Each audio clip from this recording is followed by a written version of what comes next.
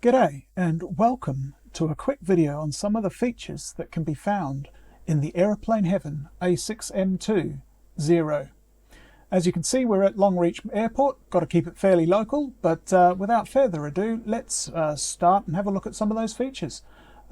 Basically, they're all available from inside here, so we'll go inside here and have a look. Some of you may have noticed that we didn't have a pilot in the exterior view at the beginning of the video. That is because we're parked on an apron at present, and as such the settings for the aircraft are that the canopy is open, the wing folds are up, and of course there isn't a pilot. You're of course on an apron. Now you can actually do the wing fold from inside the plane by just clicking the general area. We're on the left hand side just to show you that it does in fact work on the right hand side as well. I'll just stop that there. However, if you want to put a pilot in, you have two ways of doing it. You can do it manually by putting in £200 writing it right here, as I did just then. We'll just quickly drop outside and have a look, and there is indeed our new pilot. Just pull him back to zero for a moment, and he disappears. Go back into the cockpit. The other method to do it is right here next to the pitch wheel is in fact a pilot removal. It's currently saying it's on, as in it has removed the pilot. Clicking it will, as you can see here, add the pilot, and of course if we go to the external view for a moment, there he is there. So that is the way to remove and obviously to show the pilot. You can do this in the air, but I'm not sure why you would want to do that. You will also notice it occurring in one of the features later on in the video. The second feature that I'd like to talk to you about is the center belly tank and bomb functionality. Now currently you'll see that the weight and balance says bomb. That will actually say 250 pounds bomb for release. Just to keep that in mind. You don't need to remember if it's 250 or not. It will say it is. However, there is a bit of a problem in that both the center belly tank and the bomb take the same position on a Mitsubishi Zero, and obviously you can't have both at the same time. So what we've done is we've done some logic here, and that logic is that should there be a bomb, you will not be able to put the center belly tank on. We'll see how that works. First of all, let's show the center belly tank by putting some fuel into the belly tank. As you can see, you put up to 85 gallons and you'll see the tank. Drop it down to zero. There's no fuel there, so therefore there's no tank. Okay. By default, it'll be sitting around about 50% mark, which is about there. So you'll always have a center tank. You'll always have to turn it off. We feel that some people would prefer to have the tank than not have the tank. You of course could save an FLT file yourself or a flight file yourself with it like that, and it'll remember. Okay. So with that in mind, how does the bomb work? Well, if we go down to the bomb section, remember this will say 250 pounds, so you don't need to remember that it's 250 pounds, and you indeed put in 250 pounds, you will see that a bomb takes precedence over the center belly tank. Now you might be saying to yourself, oh hey, what's going on here up here with the center belly tank? I can still drag it along and it's adding 85 gallons. What is actually happening is you'll see that it automatically puts it back to zero. Of course, if you wanted to have the center belly tank and you no longer want to have the bomb, just by removing this to 0 pounds, oh, come on, here we go, you'll see that it will in fact go back, show you the center belly tank. That is the second feature we'd like to show you. The third feature is in fact inside, so we'll hop over there now. Okay, we're now in the cockpit.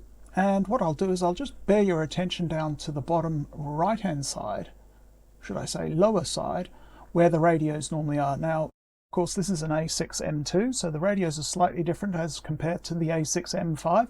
What I'd like you to do is have a look at some of these two switches. We're going to visit one of them right now, and then we're going to visit the other later. There are two switches down here, just in this area right here where my mouse is, and you'll see that one of them is a reticle and the other one is a reset. We'll talk about the reset a little later. turn it off, and we now go back up to where the gunsight reticle is, you'll see that both the glass and the actual reticle, which wasn't shown anyway because the battery is off, has been removed. Now I'm bringing this to your attention because primarily this is one of the compatibility issues that we're having with FS24. In FS24, the gunsight reticle, including and mainly the glass itself, isn't functioning as well as it should.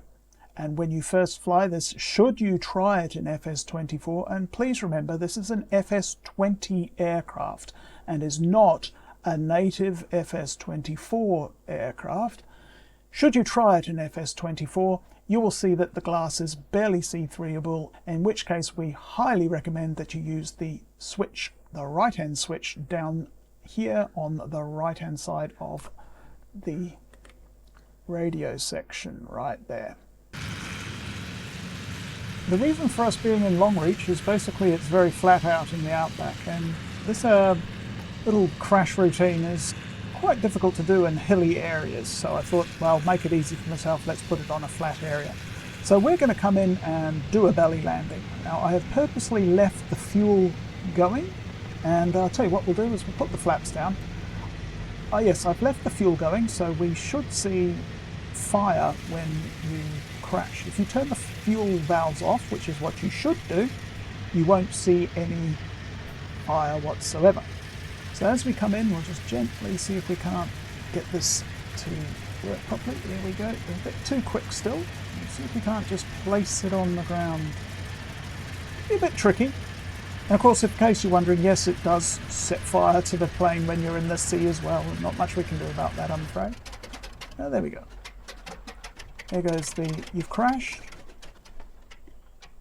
And there is in fact the fire and the smoke. You may have seen that from the Spitfire. So as you can see, because I didn't turn off the fuel valves, we've got obviously got some flames, and we've also got smoke as well occurring.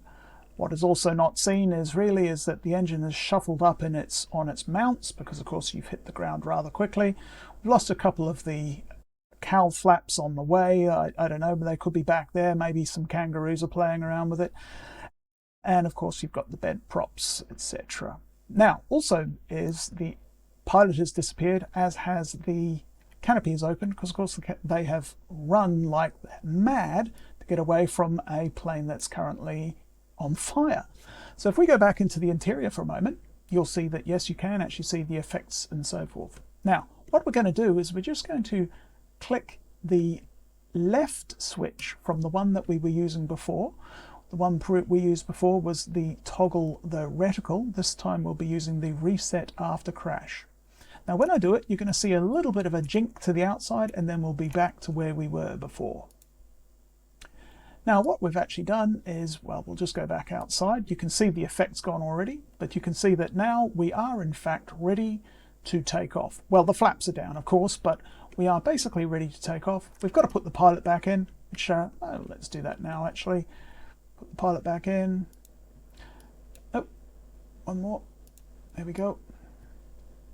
And we'll close the canopy. This is just a drag, by the way, in case you're wondering. For you guys that are on PC, you can also obviously use your mouse wheel should you want to do that. So as you can see, we're now basically ready to take off, other than the flaps. So what happened? Well, what happened is we've coded the logic so that for a brief moment we are actually goosing, that's a technical term, the slew key. And when you slew and then let go of the slew, it takes it back so that it puts your gear down. We're also getting rid of some of the effects, getting rid of some of the visibilities, and we are also resetting the engine failures, etc. That means that you don't need to restart the game. However, if you're on Xbox, that functionality does not exist. Primarily because we know for sure that a slew function does not exist in Xbox. So now we are actually ready to start the engines and take off again. So with that done, I'd like to thank you for watching, and as always, happy flying.